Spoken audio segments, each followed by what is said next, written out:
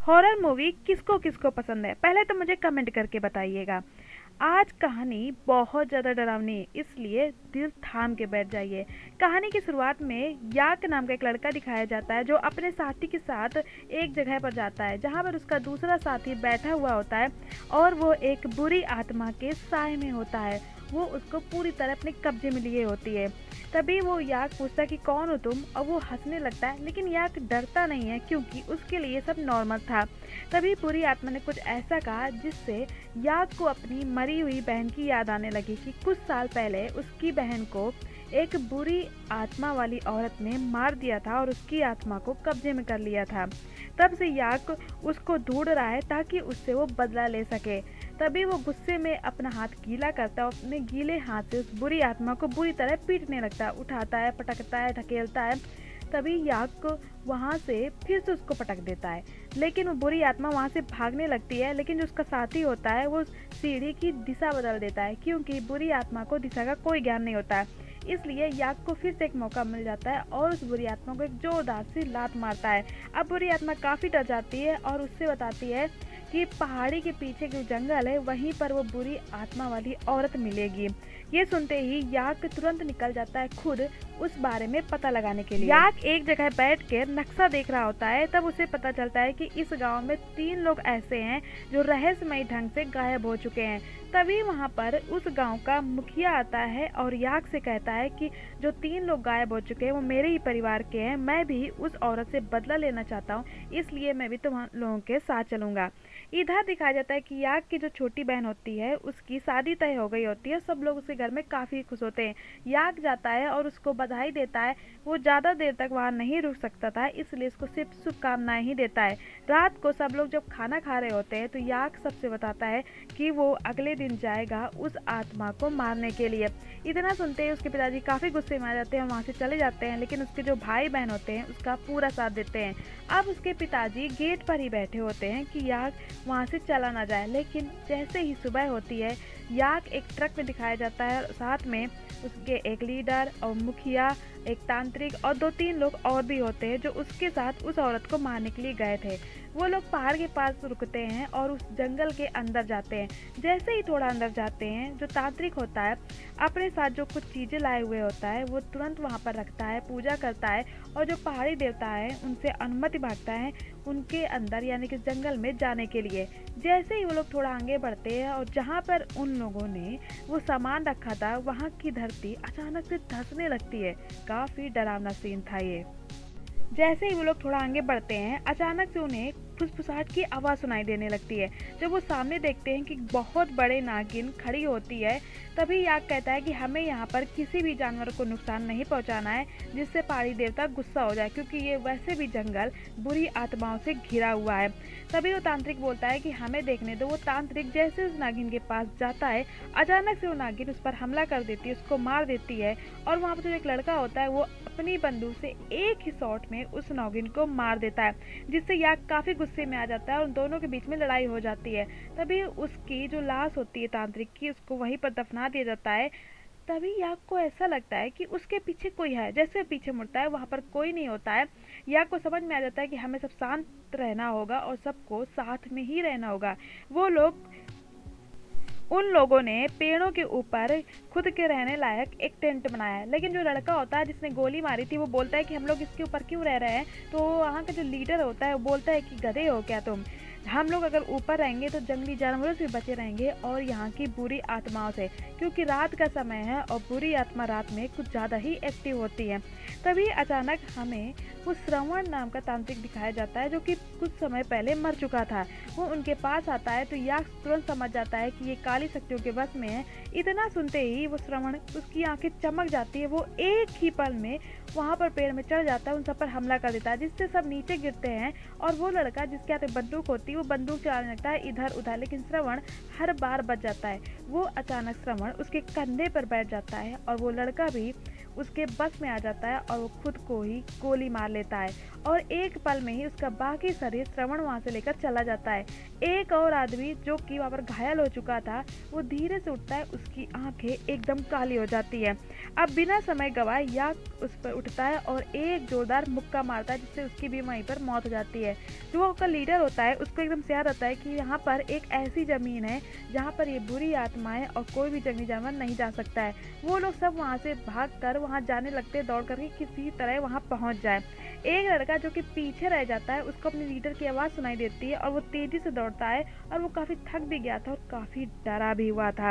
अचानक उसके पैर में कुछ पड़ता है, जिससे वो लुढ़कता हुआ एक ऐसी जगह पर पहुँच जाता है जहाँ पर सिर्फ उसे काले साए दिखते हैं और एक पल में ही काले साए उसके आधे शरीर को अलग कर देते हैं, जिससे उसकी वहीं पर मौत जाती है। बाकी सब वो उस जगह पर पहुँच जाते हैं जहाँ पर वो सुरक्षित महसूस करते हैं।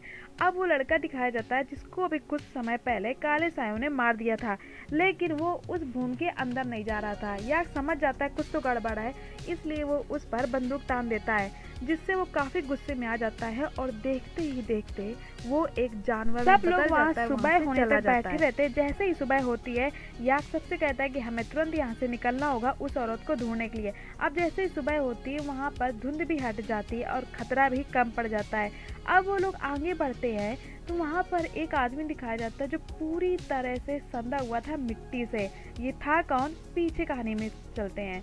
कई साल पहले एक सैनिक जो कि जंगल में आया हुआ था, तभी वहाँ पर बुरी आत्मा वाली वो औरत दिखाई जाती है। सैनिक मरने ही वाला होता है, तभी वो उस औरत से सौदा कर लेता है और वो औरत अपनी जीभ उसको दे देती है, जिससे वो नरभक्षी बन जाता है और वहाँ के लोगों को जिंदा ही खाने लगता है। लेकिन उसके अंदर कुछ इंसानियत बची हुई थी, इसलिए वो उस औरत को मारने के लिए सोचता है, लेकिन जो उसके ही लोग होते हैं वो उसके पूरे प्लान को फ्लॉप कर देते हैं। अब वो समझ जाता है सैनिक कि अगर मैं यहाँ से नहीं गया तो वो औरत उसे मार देगी, इसलिए वो वहाँ से चला जाता है और कई सालों तक उस दंदल में रह रहा था। अब यह कहता है कि हमें क्या करना है, तो वो दंदल वाला आदमी बताता है कि मेरे हाथ में जो ये पीपा मंत्र वाली ताबीज है, जब तक ये मेरे हाथ में है वो मेरा कुछ नहीं बिगाड़ सकती। इतना सुनते ही जो मुखिया होता है उसके हाथ को काट देता है, क्योंकि मुखिया ने उस औरत से सौदा कर लिया था कि अगर वो इस सैनिक को उसके हवाले कर देगा तो वो उसके गांव पे हमला नहीं करेगी। तभी अचानक वहाँ पर हमें एक बहुत ही भयानक आवाज़ सुनाई देती है, जिसे मानो नर्क दिखा दिया हो। सबके सर फटने लगते हैं और जो लीडर होता है वो अचानक से बेहोश हो जाता है, लेकिन मुखिया और याक दोनों घायल कर लेते हैं खुद को, जिससे उस आवाज़ से बच सके। तभी उस सैनिक के सर पे एक बहुत ही भयानक और बहुत ही गंदा हाथ दिखाया जाता है और उसके पीछे से वही औरत निकलती है। वो औरत काफ़ी गुस्से में होती है, बिना समय गवाए वो अपनी जीभ उस सैनिक से निकाल के खा जाती है। अब उसके अंदर काफ़ी शक्तियाँ आ गई थी। अब मुखिया कहता है कि मैंने तुम्हारा वादा निभाया है, अब तुम भी अपना वादा निभाओ और हमारे गांव पे हमला ना करो। इतना सुनते ही उस औरत ने तुरंत उसके गले को काट दिया। अब क्या होगा, बुरी शक्ति का अगर तुम लोग किसी तरह इस्तेमाल करोगे तो मिठाई तो देगी नहीं, मौत ही देगी ना।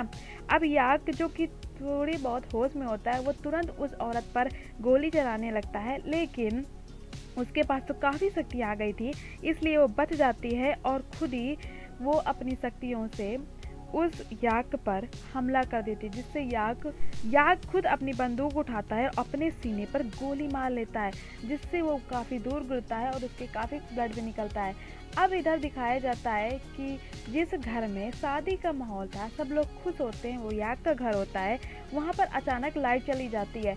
अब जो उसके पिताजी होते हैं समझ जाते हैं कि वो बुरी औरत आ गई है, तभी वो सब लोग घर के बाहर जाने के लिए कहते हैं, लेकिन काफ़ी देर हो चुकी थी। वहाँ पर वो आवाज़ जो बहुत ही बुरी थी, नर्क दिखा देने वाली थी, वहाँ पर गूंजती है और सबके सर फटने लगते हैं। तभी सब एक दूसरे को मारने लगते हैं, दोनों भाई आपस में लड़ जाते हैं। तभी उनके पिताजी काफ़ी तेज़ से चिल्लाते हैं, जिससे वो दोनों होश में आते हैं। लेकिन कुछ औरतें जो घर के बाहर चली गई थी, उनमें से एक औरत को वो बुरी आत्मा वाली औरत अपने कब्जे में कर लेती है, जिससे वो अपनी ही छोटी बेटी को मारने की कोशिश करती है। उसकी बेटी इतनी तेज चिल्लाती है कि उसका भाई वहाँ पर आ जाता है और उसको बचा लेता है, लेकिन उसकी माँ पूरी तरह उसके कब्जे में थी, इसलिए वो कुछ भी सुन नहीं रही थी। तभी वहाँ पर याक दिखाया गया था, जो कि उस जंगल में बच गया था, क्योंकि उस दंदल वाले आदमी ने उस पर एक ऐसा मंत्र फूंका था जिससे उसकी जान बच गई थी। अब जब वो लीडर कहता है कि हमें किसी भी तरह से औरत को रोकना होगा, दंदल वाला आदमी जिसकी कुछ जान बची हुई थी वो याक से कहता है कि तुम मुझसे वादा करो कि तुम उस औरत को मार दोगे, और उसको साथ में वो पीपा मंत्र वाली ताबीज भी देता है कि बताता है कि इसी से वो आत्मा मर सकती है। अब इधर याक अपनी माँ को किसी तरह होश में लाता है, तभी उसे बाहर से चीख की आवाज़ सुनाई देती है, क्योंकि जिस बहन की उसकी शादी थी उसके सामने उसकी बड़ी बहन दिखाई जाती है जो कई साल पहले मर चुकी थी। अब वो लड़की उसके पास जाती है, उसका हाथ पकड़ती है तो उसके हाथ बिल्कुल ठंडे होते हैं और उसकी आवाज़ काफ़ी भारी होती है, जिस पर तुरंत समझ जाती है कि ये सब छलावा है, लेकिन काफ़ी देर हो चुकी थी। अब बुरी आत्मा वाली औरत उसको मारने लगती है। तभी याक और सारे परिवार वाले वहाँ पर पहुँच जाते हैं और याक अपनी बहन को उठाता है और उस बुरी आत्मा वाली औरत पर हमला कर देता है, उसकी जीभ बाहर निकाल के काट देता है और जैसे ही नष्ट कर देता है उसकी जीभ को, उसकी 90% शक्तियाँ वहीं पर ख़त्म हो जाती है और वहाँ पर उसके पिताजी उसके भाई लोग आते हैं और उस औरत पर बंदूक चलाने लगते हैं। तभी याक को उस ताबीज़ के बारे में याद आता है। अब वो ताबीज़ लेता है और उस औरत पर लगातार उसके सर पर हमला कर देता है। थोड़ी देर बाद वो बुरी आत्मा वाली औरत नष्ट हो जाती है।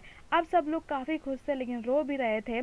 तभी याक को अपनी उस बहन दिखती है जो मर चुकी थी। अब उसकी बहन भी काफ़ी खुश होती है क्योंकि अब उसकी आत्मा को शांति मिल चुकी थी। गाइस, सब्सक्राइब जरूर कर दीजिएगा प्लीज़ और मेरे इस कहानी को शेयर कर दीजिएगा। Thank you.